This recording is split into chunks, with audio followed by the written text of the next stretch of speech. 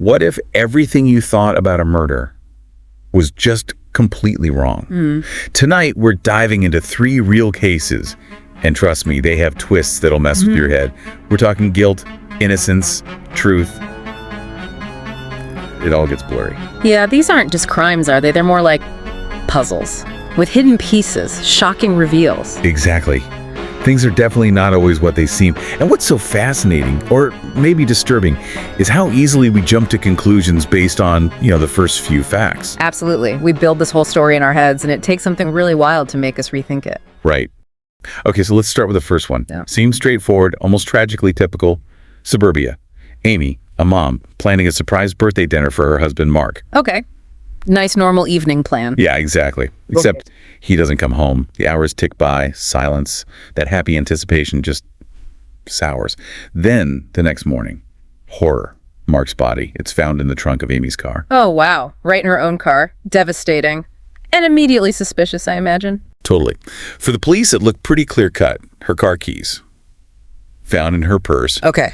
And there's surveillance footage of her car being driven late that night. So it seems like, okay, grieving wife, prime suspect, case closed. That's what it looked like. It's the simplest story, right? Fits the narrative. We tend to go for that easy explanation. We do. That initial evidence feels so concrete, it creates this strong bias right away. Here's the first big wait, what moment. Amy had home security cameras. And the footage. It showed her inside the house all night long. Huh. Okay, so how does Mark end up in her car trunk if she never left the house? Exactly. The truth is way more sinister. Amy was framed. And get this, the killer used a voice-altering AI app. An AI app? Seriously? Yeah. Mimicked her voice perfectly on a fake 911 call to point the finger straight at her. Planted the idea right with the cops. Wow.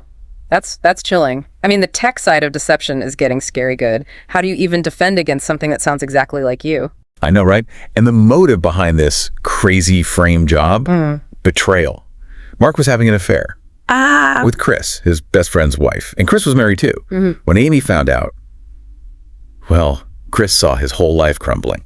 So instead of dealing with it, he decided to destroy Amy's life. Yeah. Use that AI tech to set her up completely. Calculated, cold. The premeditation is just staggering. Using AI not just for the crime, but to actively manipulate the police investigation? Yeah. That's something else. Makes you think about how easy these tools might be to misuse. And here's the part that just twists your stomach. Mark, he was alive when he was put in the trunk. Oh, no. Yeah, he's suffocated in there. And Chris, the mastermind. What happened to him? Vanished. Just disappeared. Yeah. Left Amy cleared, yeah, but utterly devastated. And you're left wondering, is that justice? The guy who did it just walks away. Especially when you use technology to literally manufacture evidence. It makes you question, like you said, what truth even means anymore. Can we trust audio, video?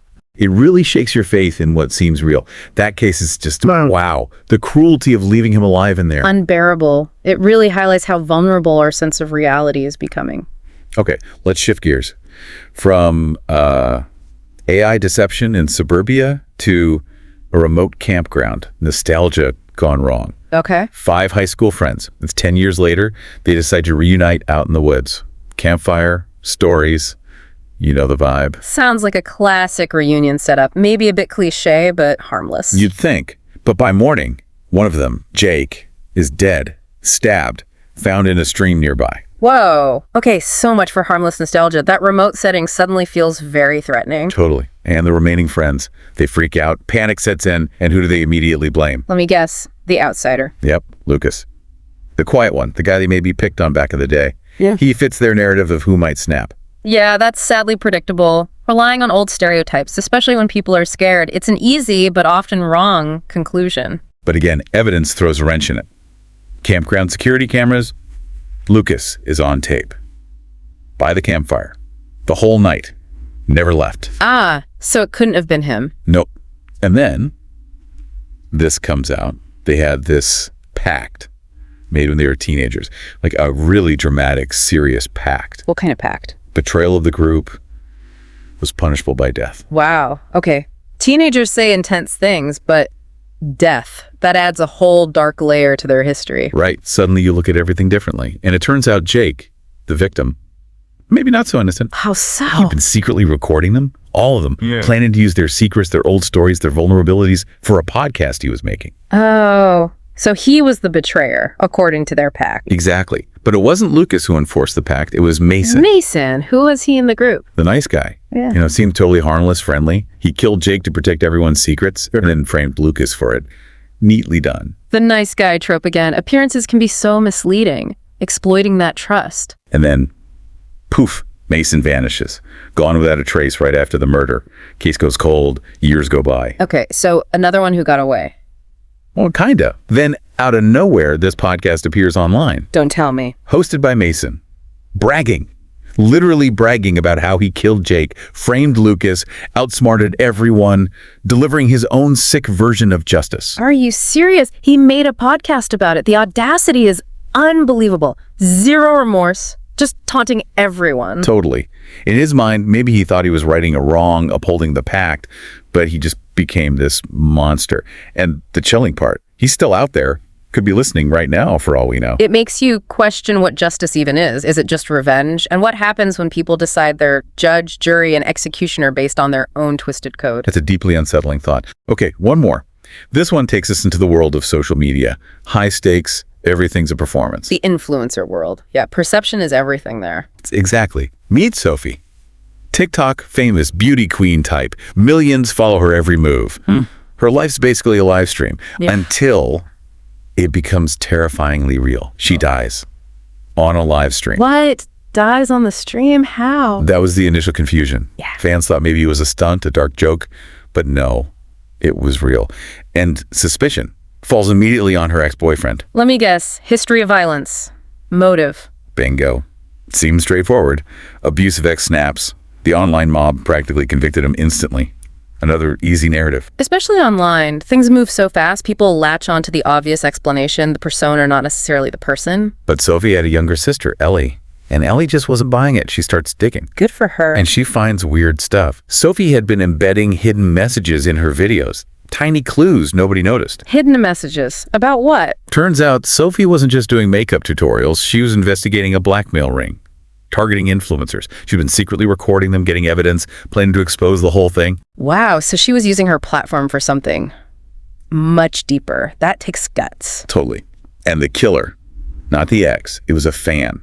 An obsessive fan who had stalked her, crossed the line from online adoration to real-world fixation. He got close. Ugh, the dark side of online fame? That blurring of lines is dangerous. But wait, there's another twist. He wasn't working alone. Seriously? Yeah. As they arrest the fan, he reveals he had an accomplice. So the ex is clear, the fan is caught, but whoever was helping him may be connected to that blackmail ring. Still out there. So it's not over. A coordinated thing, that's much more sinister than just one obsessive fan. And then, days after Sophie's death, a new video appears on her TikTok account. How? Nobody knows who uploaded it. It's cryptic. Points to something hidden in her most popular, most viral video. A final message, maybe? But no one's cracked it yet. And the person who posted it is still unknown, still has access. That's incredibly creepy. A message from beyond the grave, posted by someone still lurking. Exactly. Sophie's case is just a stark warning, isn't it? About online life, the dangers, the blurred lines, that lingering threat. It's palpable. Definitely. Wow. 3 cases, each one just peeling back layers of deception. Right. 3 murders, twisting in ways you just don't see coming. And maybe the scariest part, the thing connecting them all, is that feeling that the whole truth, it's still hidden, still out there, lurking. It makes you think about how much we rely on screens, how easily things can be manipulated now. Yeah. And in this world where we're all connected, all watching each other, just remember, not everyone watching you means well. Think about that. If you're still breathing, still listening, maybe, just maybe, you'll be next.